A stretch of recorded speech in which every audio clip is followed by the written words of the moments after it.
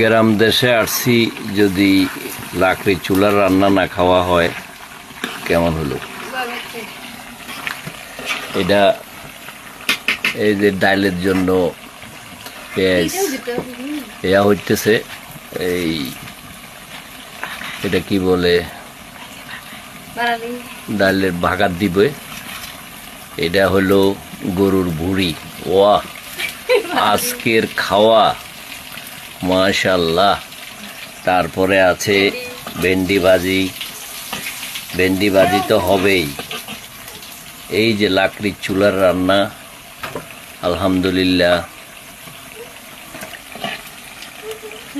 ডাবার এনে দিস।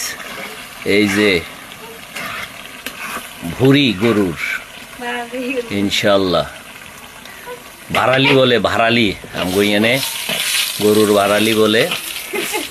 এই যে তেল বাগার দিচ্ছে, এখন ডাইলে মারবে।